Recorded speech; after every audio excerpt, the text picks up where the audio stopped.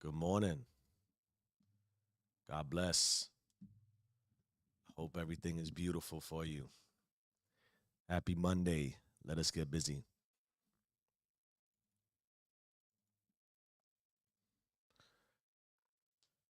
If you have to perform to feel powerful, you were never strong to begin with. You thought masculinity was movement, that strength was in how hard you grind, how fast you react, how loud you speak. But if the mask is moving faster than the man, you are not strong. You're scared. Because stillness requires a kind of strength you can't fake. It takes more power to sit with your pain than to project over it.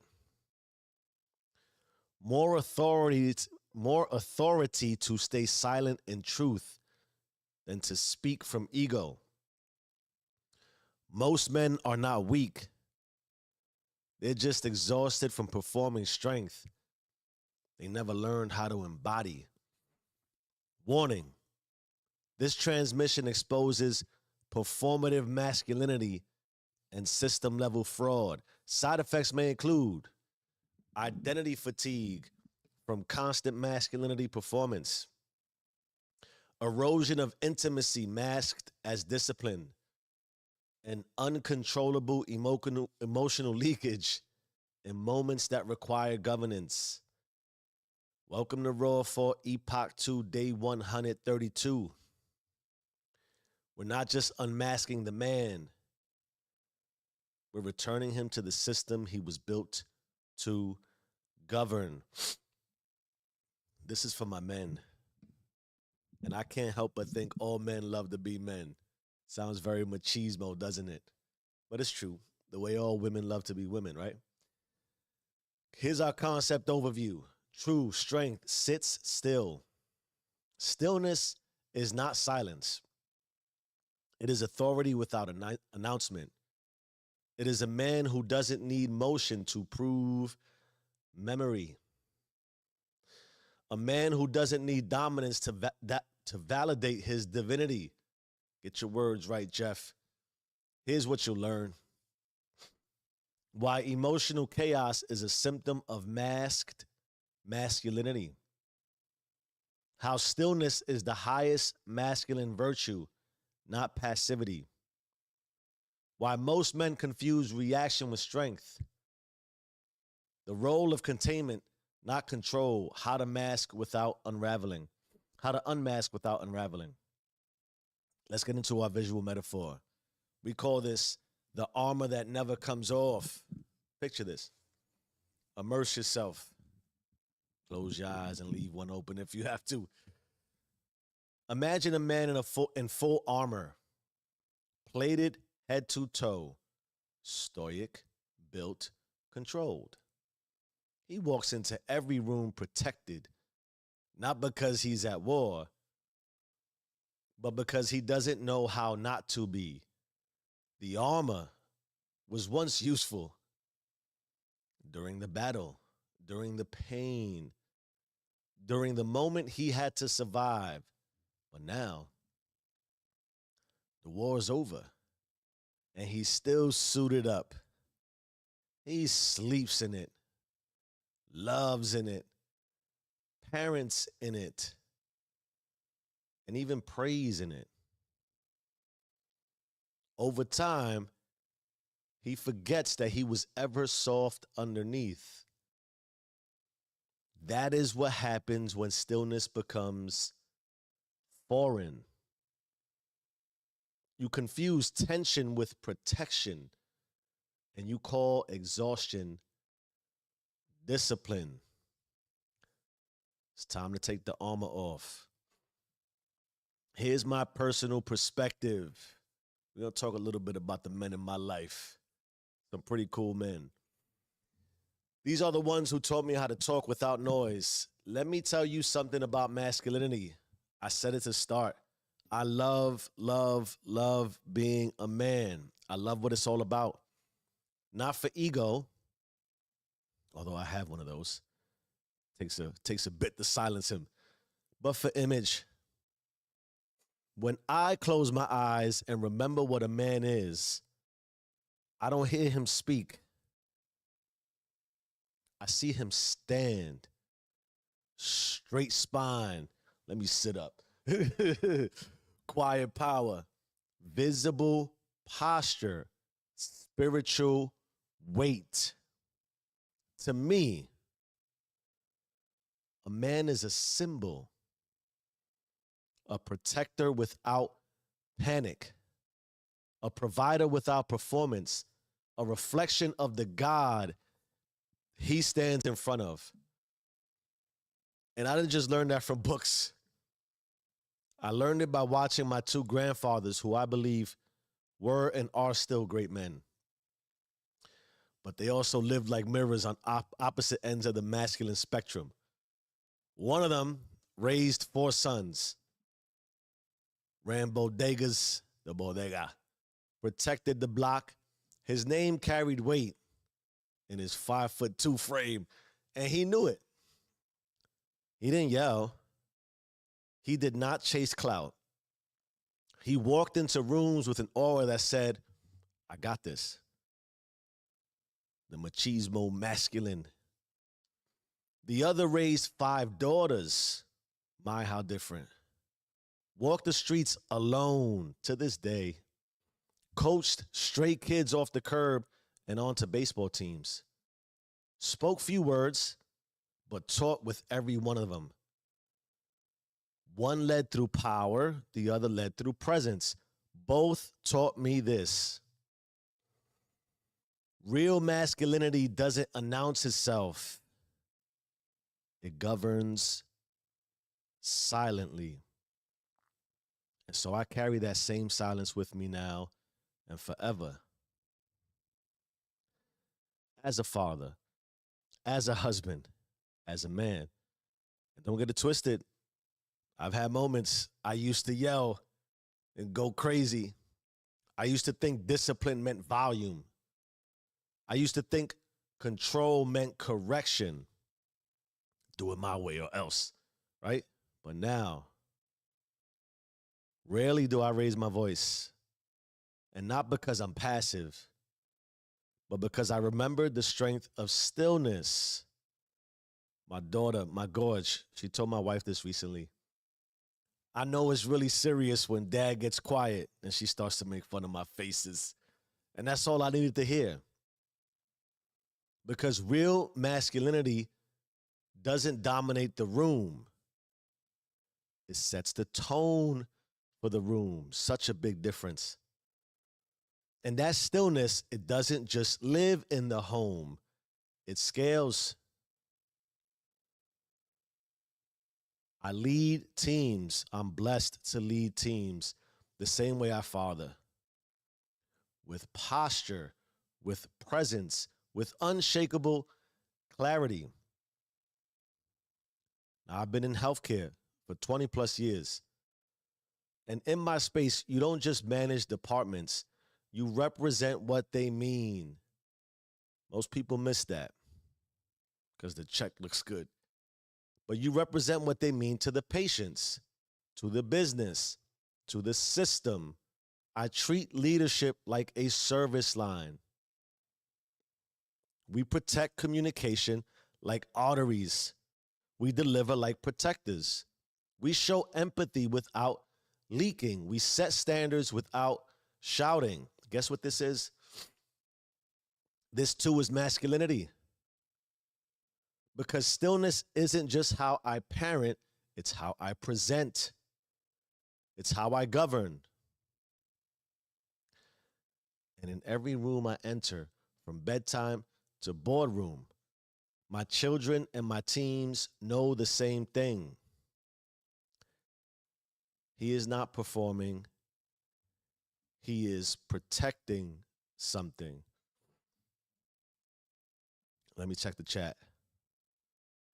409 on a Monday. Massively important as far as the main image for me when we talk about protector provider. I do believe, You should go get that bacon, cook it, bring it back home. It's critical in this world. It's also not everything, but it is a massive. It's of great significance. I'm not going to demean it. It helps, but protector, provider, providing the image of protection that you symbolize what your family stands for. And if you want to go business first and then work backwards, presuming, because remember we talked about we're always parenting something. You're parenting the image you provide for your life. And then, of course, naturally, the image that you portray, it's all returned back to you. Business is no different. You're nurturing. As you escalate or as you elevate, as you go up the ladder, the significance of leadership, I said this recently, it's fully submissive, you're being submissive and you're submerging, you're releasing almost all your authority because your team represents you the way you represent your team. And reputation precedes you. It's also very natural. Hierarchy is significant in that as you enter different rooms and you get to the boardroom, they know you have 20, 30, 40. I've had hundreds and hundreds of people report to me at the same time. They know that the work's getting done at that level. You should know that the work's getting done at that level. You should know that the people have to want to work with you. It's, of course, for you. That's also why I put this in here. My team. I hate saying my team. It's our team. But I have a leadership role. I learned that. a long time ago. I had a director. We would be in meetings, and everybody was so big on, hi, I'm Jeff Rodriguez, the vice president of, and their title comes out quick. I had a leader who never said his title. I am X, I am so-and-so, I represent this group. That's it. It was understood what the title was. Everybody knows your title. I can't tell you how many meetings are set for an hour, and the first 25 minutes is everybody introducing themselves and what they do and what their title is. Before the work actually starts. I'm not condemning it, I'm not casting aspersions. I'm just saying pay attention. And we all know people who lead with authority that they're shouting and demanding and sort of cracking the whip as you would. And those teams perform, but they lack soul and substance because they forget why they are performing. And they're actually, of course, performing now versus performing. Very big difference. You're following a script, you're writing the script. So leadership, everybody has autonomy. I have very, very simple, basic, fundamental rules. Do you know what you were hired for? Do you know your role and responsibility? Do you know why you receive this check every 2 weeks or every week? Do you understand the value add of your role? Yes. Once you understand your role and responsibility, it's my job to ensure you have all the tools you need, whether it's training, exposure, relationship building,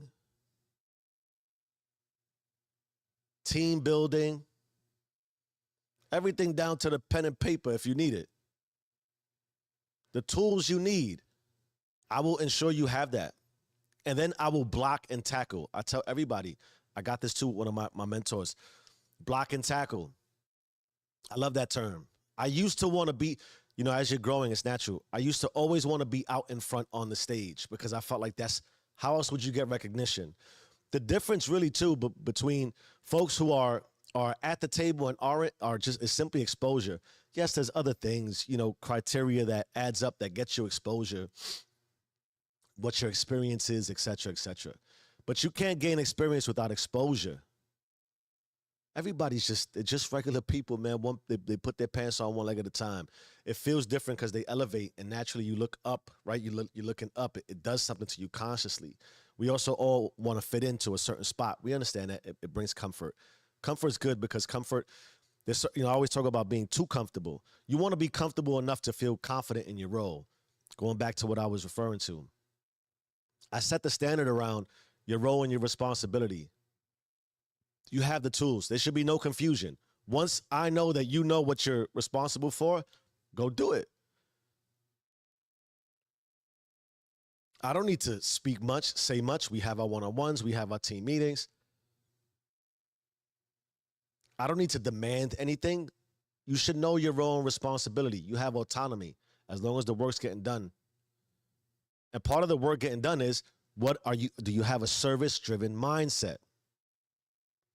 Do you understand that we're providing a service and that you should do so with a smile?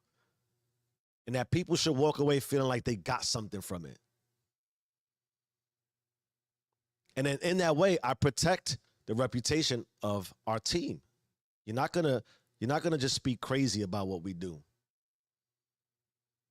You're not gonna add weight unnecessarily. You're not gonna make us move too fast. You're not gonna make us come out of pocket. We know in that way, right? Part of my role and responsibility, full transparency. I tell you everything. I tell you where we're at with budget. I tell you where we're at with timelines. I tell you where we're at for the year, for the next 3 years. I tell you where we're at with how the business is performing. I tell you what's going on in the rooms. It doesn't help me to coddle information and to hold it and to hide it and to I can't tell you because I was talking to the C-suite the other day. No. Now I protect you also because there are some things that go on that it's not that it shouldn't be shared, but you have to be careful of context. Things get very emotional. And sometimes, you might have consultants in the room. You might be going through a transition. There might be some M&A going on. There might be some just operational excellence. It depends where you're at in the flow of things. You could be innovating. Are you investing a lot or getting a lot of capital investments? Are you there's a lot of things. So you want to be careful what you share. Everything shouldn't be shared. You have to protect your team in that way too. But you have to be a filter and an interface. The higher you get up the ladder, I believe anyways, is brought me massive success, not just in dollars and cents, but I can rest my head easy because I do my best to make sure you understand your own responsibility. I play my role and responsibility. I block and tackle. I protect everybody. I want to make sure you eat too. When you eat, I eat. And I let you eat first. I'm okay with that. I'll take the leftovers. I'm good. As long as you're all full and it helps you move forward, I'm good. I can eat last. And that translates at home. I have an episode, a recorded episode coming out about the dinner table. My wife and I share everything with our children. We start the process of understanding decision-making, the decision-making. What's the greatest strength you could give your children? The power of understanding how to make decisions, how to process information, how to speak about what you're hearing, how to be able to interpret. You get them exposure. You give them exposure. They make sure they know their own responsibility. The role and responsibility of children is not to be subordinate to authority. You're supposed to block and tackle. You don't demean and diminish their role, their voice. No, my children get to speak out loud whatever they got to say. And I don't let nobody say nothing about what they got to say. I don't care who it is. And sometimes it's disrespectful. Why? They're learning. You don't think people come out of pocket at work? You don't get a phone. You don't get. I get phone calls sometimes. Yo, I spoke to so and so. They were very disrespectful. All right, I'll take care of it. And I don't go back and yo, what's wrong with you? No. Hey, what happened, man? I want to hear your side. There's always 3 sides. To every story. The one person who said one thing, the one person who said the other, and the truth. Why? Because how you interpret things is everything. Why wouldn't you have that scale at home? Same thing with my wife. I don't need to raise my voice. Sometimes I get crazy, right? We get crazy. It's emotional. But you got to be able to pull back. Business is emotional. Making sure you get your check every 2 weeks is emotional, especially when you live in check to check, especially when you're trying to rub 2 nickels together. You reach in your pocket, all that's there is your leg. I've been there. When you don't know where the next yo, Chef Boyardee and ramen, uh, as far as what's on the menu. I used to fast not because I wanted to not eat in the morning. I didn't have money to buy a bacon, egg, and cheese sometimes. I know what that's like. Yeah, I got $2. There was a time in my life, my wife and I would be doing laundry, and I would take the leftover laundry quarters, hoping that there was like $2, $2.50. There was a woman I was early 20s. You know what that's like in your early 20s to have $2.50 in your pocket in quarters? And there was a woman who she was selling 2 hot dogs and a soda for $2.50. And sometimes I had $2. But can I give you $3 tomorrow? Yeah. Go ahead. Extra ketchup on my hot dogs to make sure I ate. How do you get through those times? You got to protect, always protect, prioritize, understand what it is. Just be silent, be patient, pray, and know it's coming. It scales in your relationships the same way. You should be leading. One of my current mentors, he says it great. You got to know when to lead from the front, the middle, and the back. And the easiest way, before we get into our black book, we're going to talk about containment as consciousness. The easiest way to know where to be is to know what you're protecting. A man, first and foremost, provides protection, my opinion. I got that from my grandparents. I didn't have my father. Great potential, phenomenal human, bright beyond imagination. Things happen. That's life. So I learned from somebody who wasn't there to protect, that should have been a protector. God bless. It is what it is. I wouldn't change nothing about how I got to where I'm at today. But my grandparents, my grandfathers, both of them, to this day, they're in their 80s, still getting money, still working. They do what they do. They protect. They provide protection. You can always rely on them for everything. And neither of them really, especially my grandfather from my mother's side. I think you one of those cliche things. Whenever my grandfather wasn't home and you get my grandmother real heightened, wait till your father. I call my grandfather daddy because he was like my father. My grandmother would say, wait till daddy comes home. Me and my cousin would be shook. Oh, when he walks in the door, you're like, oh man, he's protecting. Yo, you can't treat your grandmother like that. And he wouldn't really, once in a blue, he would raise his voice. That's when it was really scary. But I said it before in one of the episodes. He would talk to you when he closed his eyes and he started to talk to you. You knew it was serious. And he would lower his voice and he would close the door and he would do it in silence. Okay.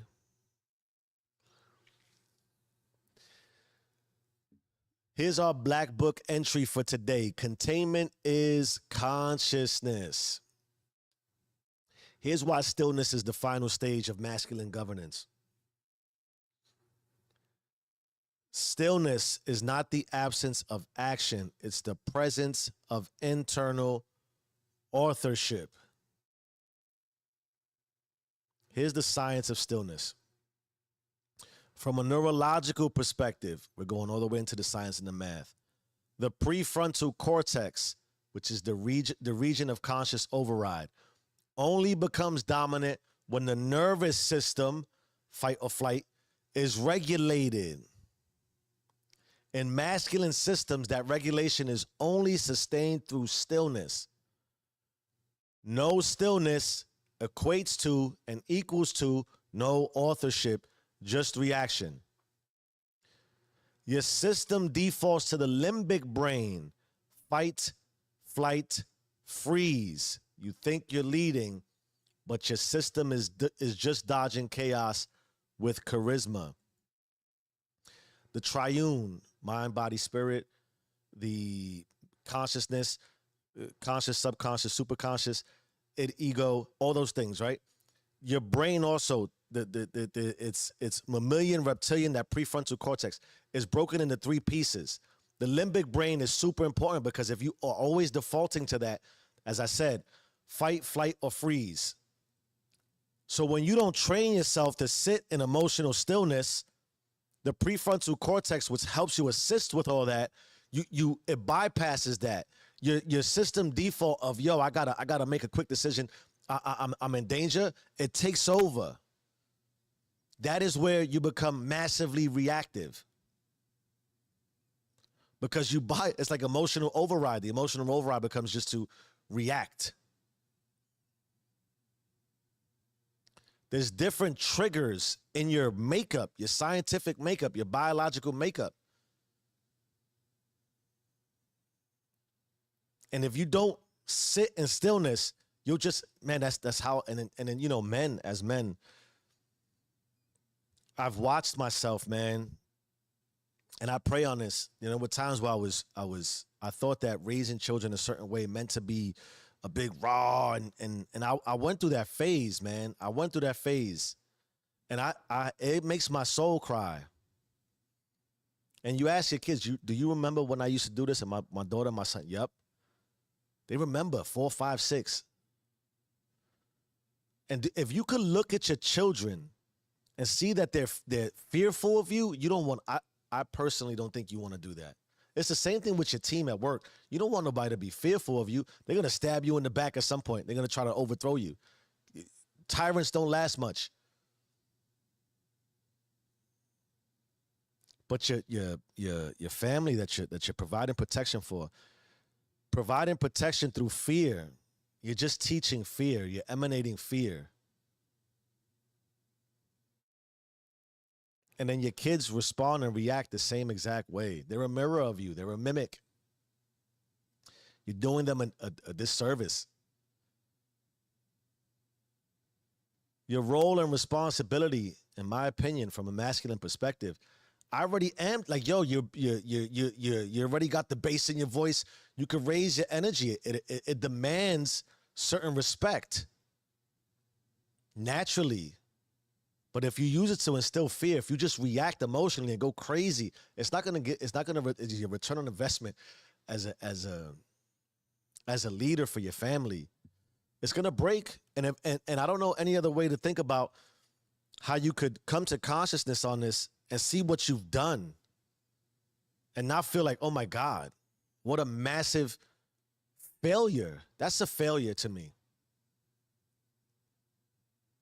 You provide protection. You don't provide protection through fear. They got to know they can come to you for anything and everything. There's some rules I used to have, been broke. They all broke. I don't care what it is. My children can come to me with anything, and they still think about it like, yo, because why? They're worried. But out of 100%, they're about 90, 95%. I got a 15 and a 12-year-old. We've been through some things. All right. That was the science on the brain. Here's the spiritual design. Stillness as governance.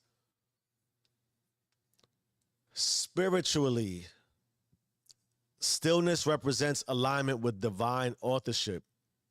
Scripture, we haven't gone to that in a while. Be still and know that I am God. Stillness is not passive. It's the proof of trust.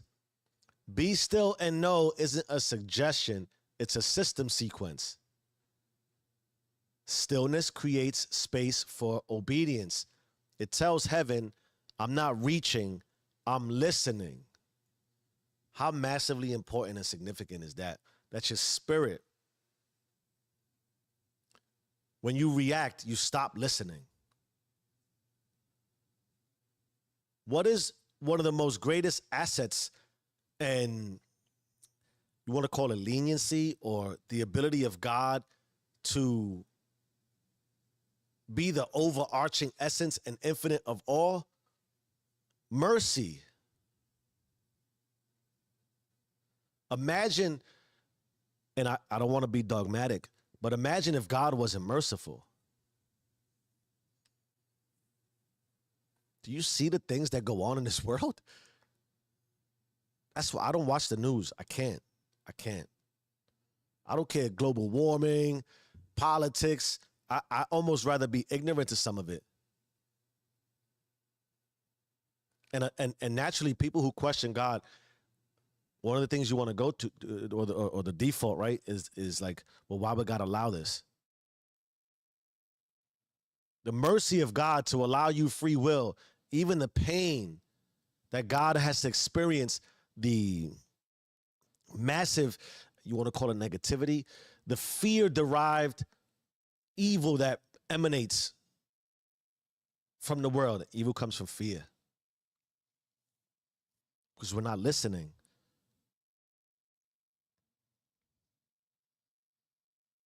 God is merciful. Why? Because he's listening. And he also promised free will. And how many more times we have to see people commit egregious acts that suffer the consequence of remorse? It doesn't make right what they did, but you can see the remorse. What's the difference between people who cross that line into full evil and those who don't? They listen versus react. And you might think that things that you don't react to are egregious because you're not really hurting anybody to that extent, but you're hurting them deeper than you think. When you break somebody's consciousness, when you instill fear in somebody's consciousness, that's a massive consequence. You did that. You did that. You had authority. You had masculine authority. You were supposed to provide protection. You provided fear. If you see that, you can't unsee that. It doesn't feel good. Let's get into system breakpoints in masked masculinity. There's an emotional repression loop. Unprocessed feelings bypass the conscious mind and reroute into action. That's why men overwork, overtrain, or over control. Do you hear that? The conscious mind of awareness. You default. You get into action, the covenant loop. I was journaling this the other day because I keep hearing about how God created, apparently, possibly, through word. And he put things into action. Some of us are just acting and then working backwards into consciousness. When we should be feeling, thinking, and acting. We bypass all that. We just act. We're reactive. And we try to fit it, the masked masculinity image, and trying to inundate ourselves in that mask, we lose ourselves emotionally. Perfect segue into the relational disconnection protocol. You show up physically, but never arrive emotionally. Your family trusts your grind, but doesn't know your heart. That's not protection. That is fragmentation.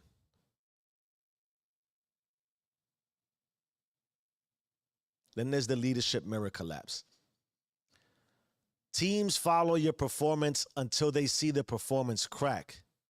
When you leak, and you will leak, they lose belief because the mask never had a memory. This is the business side of the house too, or any team that you're leading. The facade, man. You know, one of the hardest things I've learned to do is inherit a team. And when you're or if you're promoted inside of a team, two things that are really awfully complex, more so than you realize. When you're hired into a role, there's some understanding of authority because you're hired and people believe, well, if you were hired, you must have credentials. But then people challenge you. They push you and poke you to see what you're really about. They poke the mask. They test you. Because you come in and you want to make an impression. So you speak the speak, you talk the talk. And for the first maybe 90 to 100 days, you might walk the walk.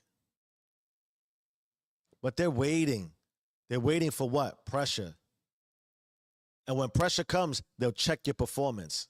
And pressure sometimes is as simple as, yo, I got this thing to do with my family. I need, take a couple of days off. I take a couple of weeks off.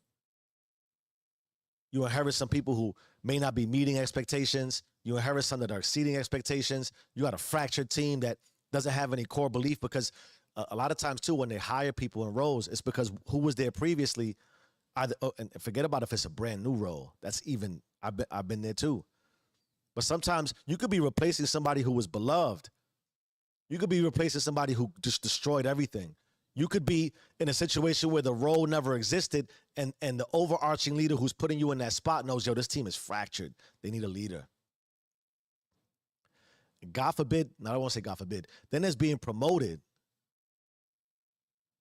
That's difficult because they know your past.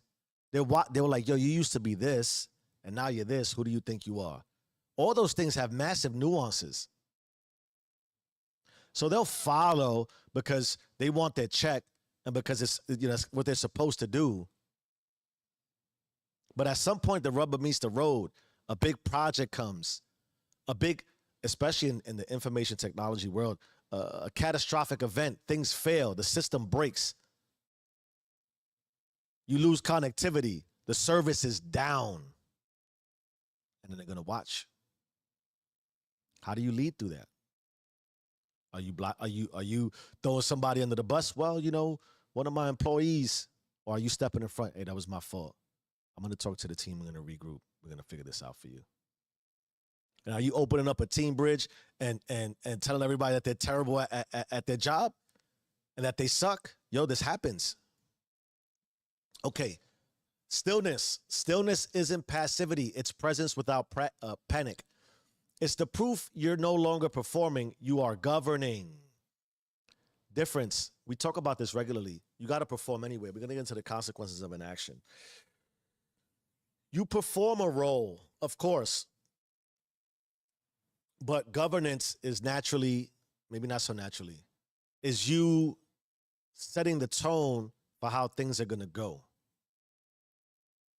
You can be hired and given an agenda you have to follow. You're a puppet on a string. You can be hired to really change culture and implement your philosophy and approach that's tapping into your soul, right? This is who I am. This is what you're hiring. This is what you're getting. I set a standard. I bring these principles. And it's hard because I've been in the same field for 20 plus years. Every environment's different, but they're running the same applications in the same programs. That's what makes you valuable. I have exposure to many different environments running the same programs, but they work differently depending on culture. Right? Fathers are fathers, mothers are mothers, families are families. You got 2 kids, 4 kids, 11 kids, 100 kids. Oh man, that's a lot of kids. Right? It's parenting. You're from the East Coast, West Coast, different country. Now the culture comes into play. You're governing. What is your governance like? Do you stand on principality? There's a significance difference. Presence without panic. Just because you're still doesn't mean that you're a walkover.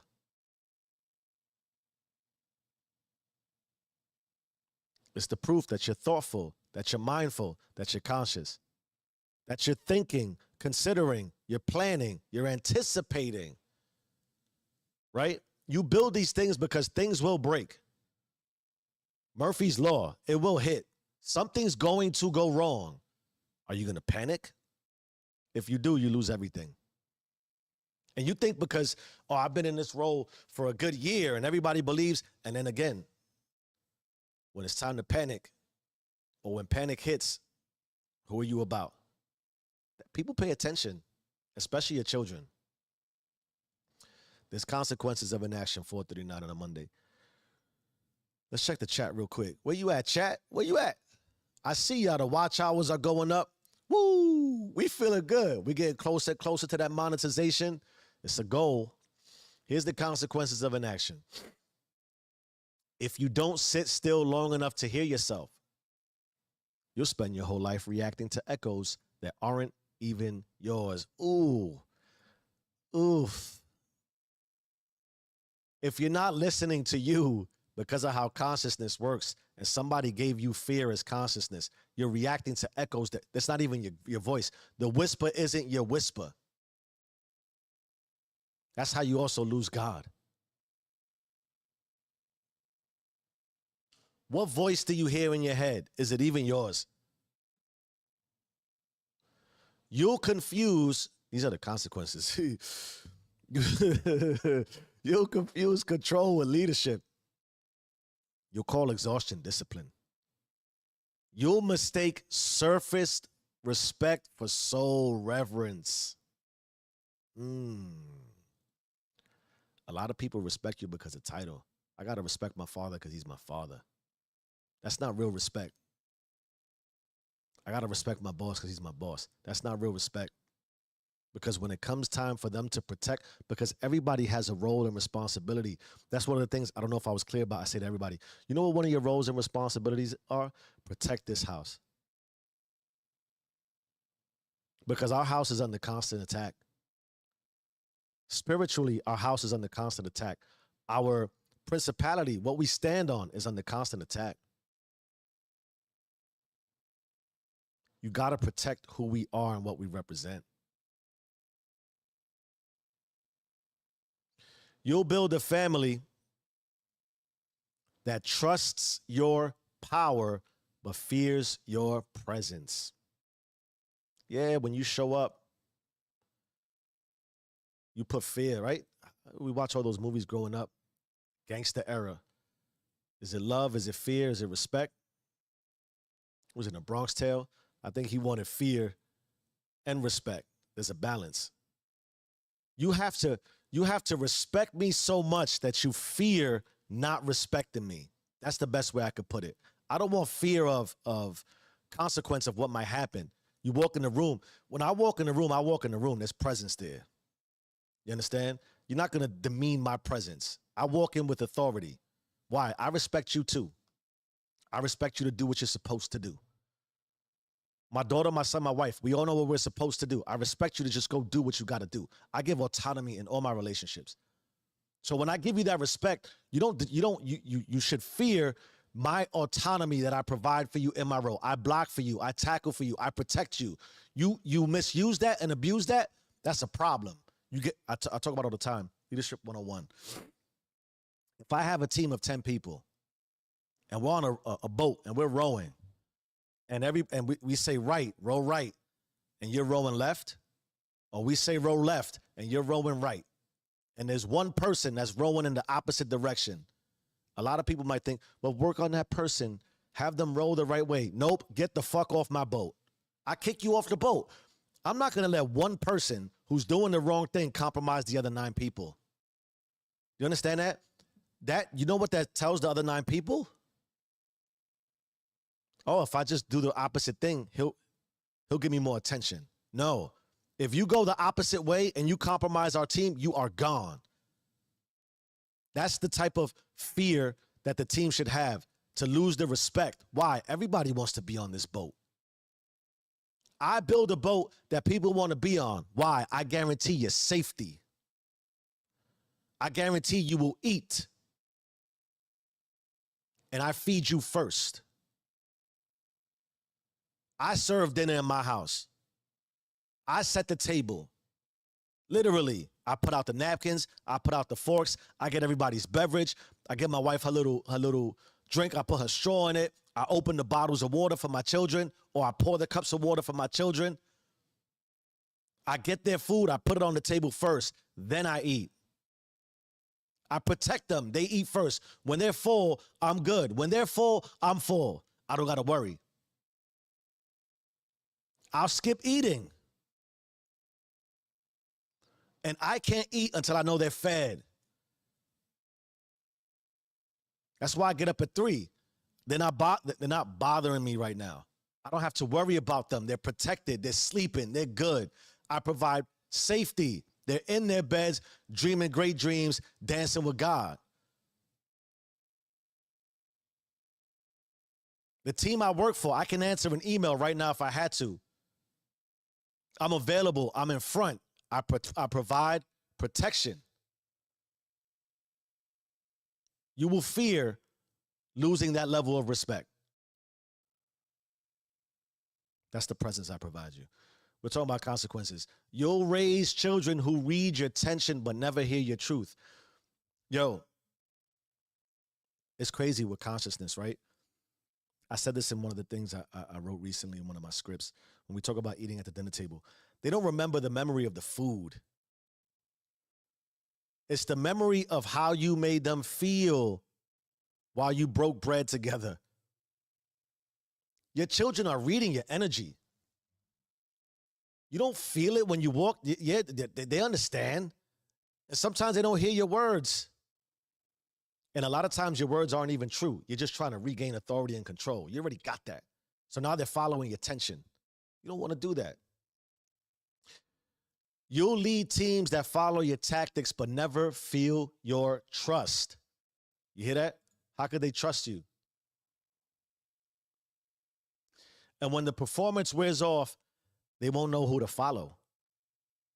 Because you never introduced them to the man beneath the mask. There's a worst of all. The man beneath the mask. You want to talk about humility. The ability to be transparent.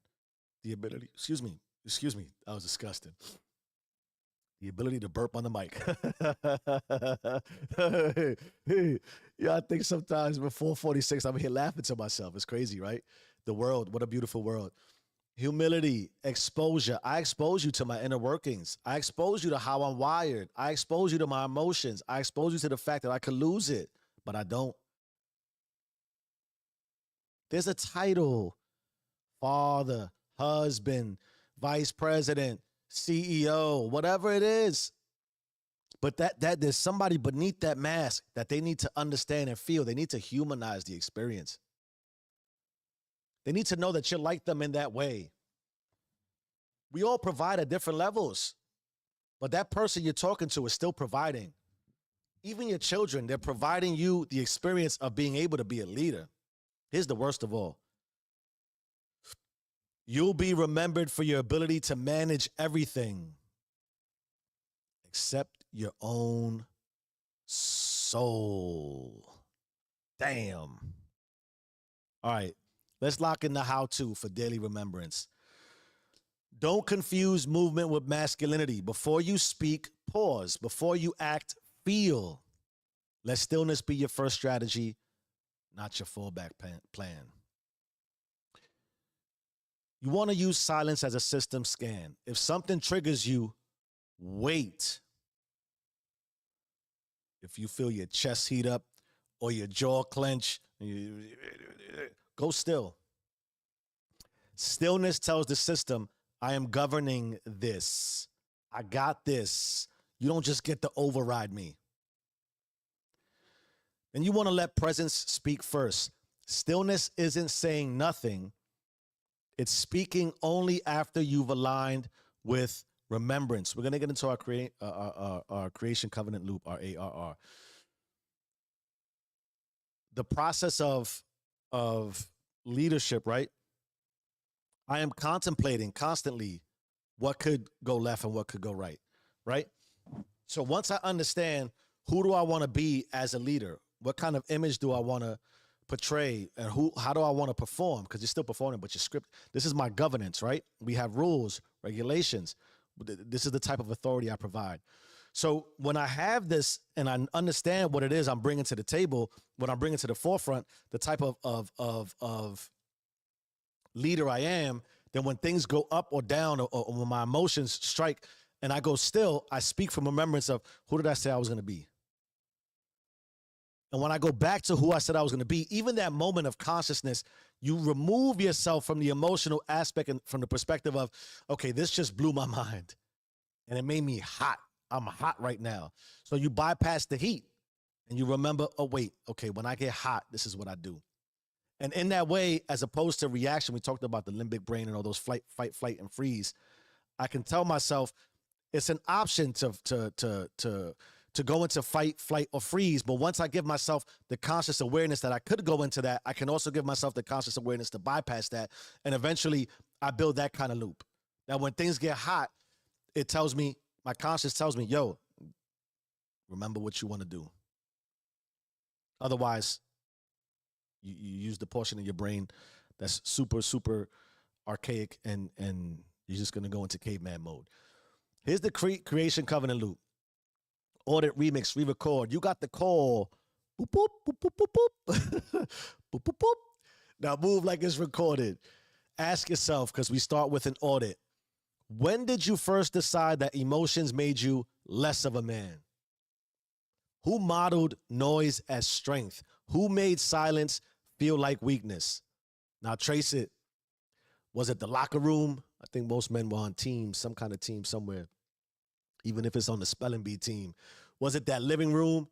That look you got when you cried too young? That wasn't masculinity. That was masking. That's one of the things I tell you. My grandfathers, they would get really emotional and not hide it in a positive way.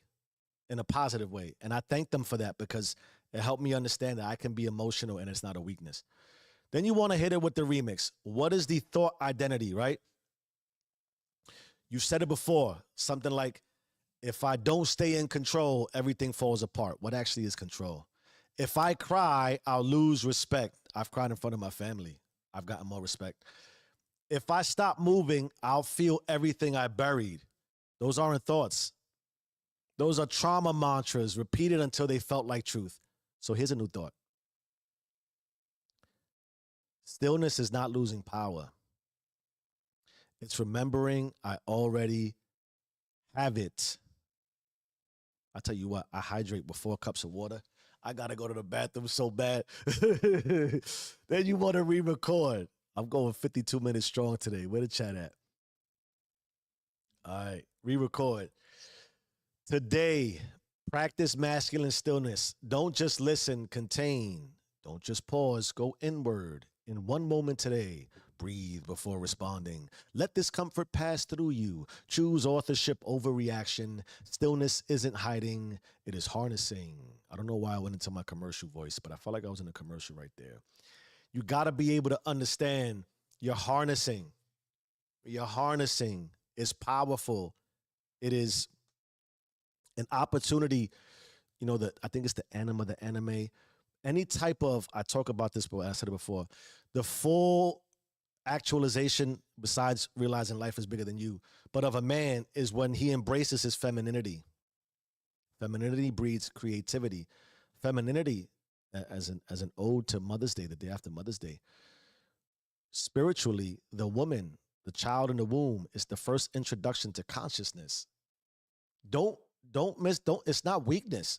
Embrace the femininity that God has provided you, that your architecture as a human, as a female, your femininity, embrace your masculinity. That's the completion of a woman. Look it up. You don't got to believe me. You don't have to wear armor to be a man. You just have to remember the man God designed before the world told you to suit up. Remove the mask, return to the mirror, and govern in stillness. You own it or be owned by it. You either run the system or the system runs you. Change your mind, change your life. I am who I say I am. Do you and stay rich.